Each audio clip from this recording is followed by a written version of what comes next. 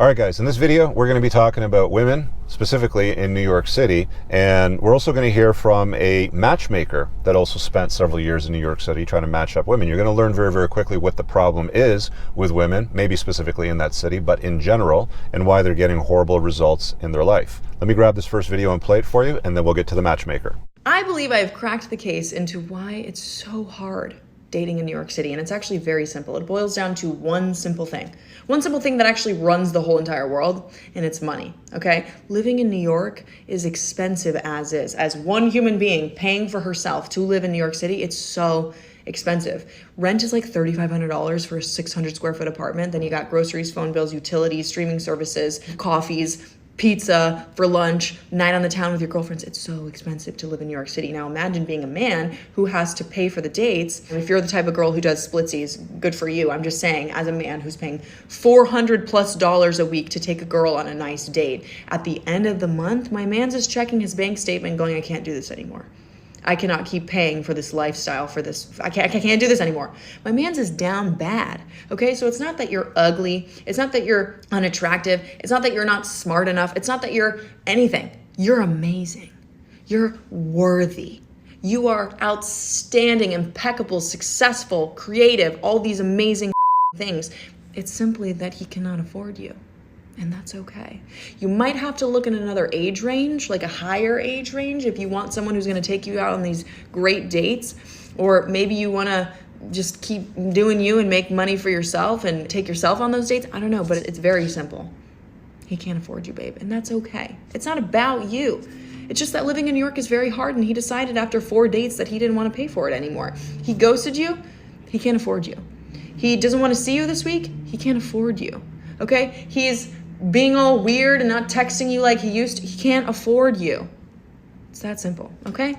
Peace and love. All right, well, long story short with that one, men are broke. You need to spend $400 a month. She fluffs herself up, and any girls watching it telling them that they're amazing, strong, and all that sort of stuff. I got more on it, but let's have a listen to this matchmaker that was a professional matchmaker in New York City for 5 years, and then we'll get to the commentary. I was a professional matchmaker for more than 5 years in New York City, and I met with thousands of singles. And I'll tell you, the difference between the people that ended up in happy, healthy relationships versus the one that stayed single were the people that were able to distinguish what is a long-term value and what is a superficial garbage nonsense factor that you don't actually need in order to be happy. For example, where they went to school. It doesn't matter. You can't take their diploma to bed and have it hold you after a long day.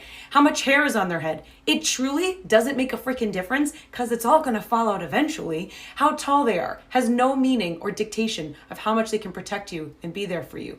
Other things like status and money are fleeting and can always go. So what should you be looking for? A shared value system. Do you see the world in the same way? Mutual respect, healthy communication, and a shared vision for your future. Paired with that, with connection and chemistry, and you have a recipe for long term. So this is actually pretty common. A lot of women that use matchmaking services fire their matchmaker. They often complain that matchmakers aren't delivering on the results that they were expecting. They expect to go pay a serious amount of money and then be served on a silver platter. Tall, handsome, competent, resourceful Harvard grads with a full head of hair that are ready to settle down and have a whole bunch of babies and pay for the whole thing and look past her entire promiscuous past of partying and her strong and high demands of $400 dates. That is a serious problem. A lot of men are mostly invisible to women, and a lot of women are entitled and bratty and pretty much delusional, if we can put it that way. You notice in the video when she was talking initially that she was basically like, you know, she kind of started out with, it's been really difficult for these guys,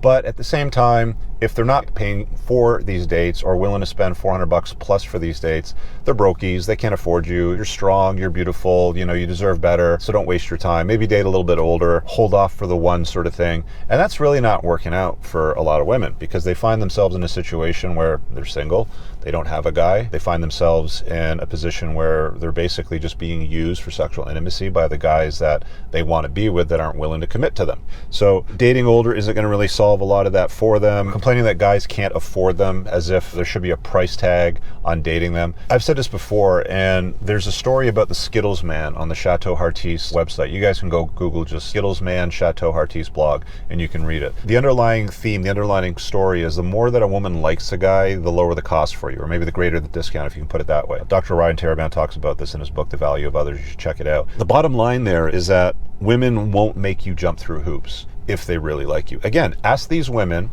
what hoops they made men jump through that they absolutely adored, that they thought were tall and handsome and sexy and all those sorts of things. They usually don't make them jump through hoops. You have to spend $400 to date me.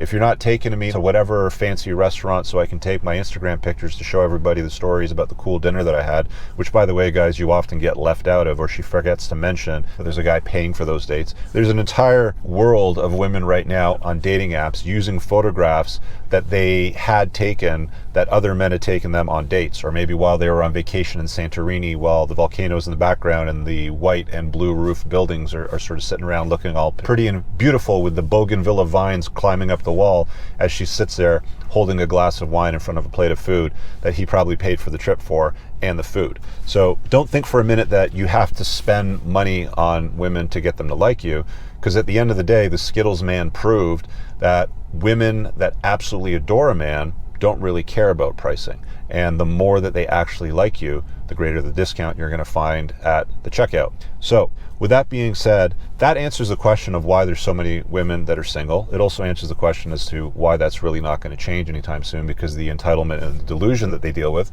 You also got some feedback from the Matchmaker, who also corroborated everything that I essentially said, that these women's standards are far too high. And it's like, well, he has to be Harvard educated, and he has to have a full head of hair, and he has to be at least this tall. And it's like, these women don't understand that, like, even if you use height as a guideline, I believe it's something less than 14 or 15% of the North American population is over 6 foot tall. And that's usually not the minimum requirement. A lot of women will say 6'2", and that's even lower. It's less than 10%. And then you want like 6'2" that's rich with a full head of hair, that's Harvard educated.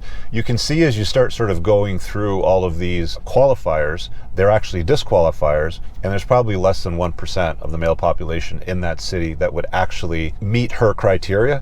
But the funny thing is, a lot of these women don't meet the criteria of the men that they want to be with. Like guys like that are spoiled for choice, that are competent, resourceful, rich, handsome, tall, full head of hair, blah, blah, blah, Harvard educated, all that sort of stuff. If they're squared away and they're smart, they don't want anything to do with an unreasonable, demanding, promiscuous woman that's 35 years old that wants to settle down and have kids now because she's hired a matchmaker. So we have a massive disconnect between the sexes. I don't see that improving anytime soon, but it does get you to the point where now you understand the problem that a lot of men have, and now you understand why a lot of women are single and will continue to be single with their ladies and going out on their girls' nights with their sisterhood, drinking their wine and taking their photographs all together, growing old and alone with their cats and dogs as fur mommies. Guys, let me know what you think. What's your experience been? Drop a comment below, pin in the top one. There's a link to my school, which is $50 a month, which takes you far deeper down the rabbit hole in these concepts and helps answer a lot of questions and builds a great community. And my book. We'll see you guys later. Peace out. I don't ever slow up, no I don't take shit. I got no love for the fakeness. If you wanna play tough and wanna hate this, I'll always show up.